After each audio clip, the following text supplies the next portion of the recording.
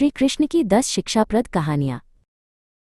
एक सुंदर शाम को माधव अपने घर के आंगन में अपनी छोटी बेटी अनाया को बैठाकर कहानियां सुना रहे थे। माधव का चेहरा शांत था और उनकी मूछें और दाढ़ी उन्हें एक दयालु पिता का रूप दे रही थीं। अनाया ने पूछा, पिताजी, क्या आप मुझे भगवान कृष्ण की कुछ अद्भुत कहानियां सुना सकते हैं? माधव मुस्कुराए और बोले, जरूर बेटा, उनकी हर लीला में जीवन का एक बड़ा सबक छिपा है। माधव ने पहली कहानी शुरू की। जब कृष्ण का जन्म हुआ तब चारों ओर अंधेरा और पहरा था। उनके पिता वसुदेव उन्हें टोकरी में लेकर उफनती यमुना नदी पार कर रहे थे। तब यमुना ने कृष्ण के चरणों को छूने के लिए रास्ता दे दिया।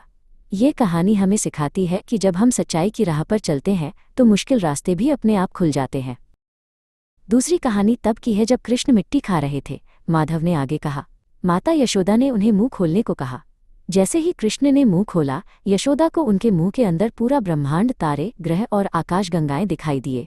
ये हमें बताता है कि ईश्वर हर कण में मौजूद हैं और हमें हर किसी का सम्मान करना चाहिए। अनाया हंसी जब माधव ने तीसरी कहानी सुनाई। कृष्ण को माखन बहुत पसंद था।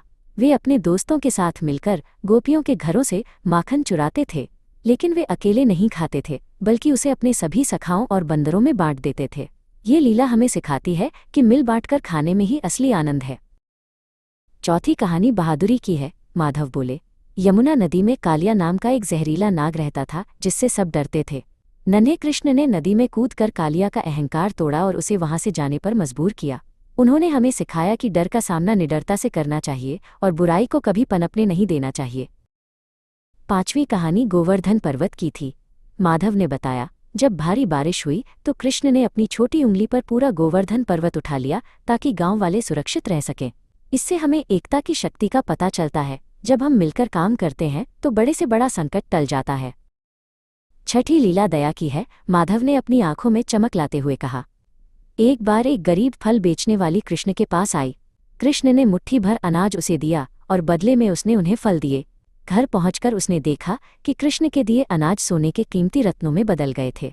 ये सिखाता है कि निस्वार्थ भाव से दी गई छोटी सी चीज भी बहुत मूल्यवान होती है। सातवीं कहानी सच्ची दोस्ती की है। माधव ने बताया, जब कृष्ण के गरीब मित्र सुदामा उनसे मिलने आए तो राजा होते हुए भी कृष्ण ने सुदामा के पैर धोए और उन्हें गले लगाया। उन्होंने सुदामा के लाए कच्चे चावल बड़े चाव से खाए। सच्ची दोस्ती में अमीरी गरीबी की कोई जगह नहीं होती, बस प्रेम होता है।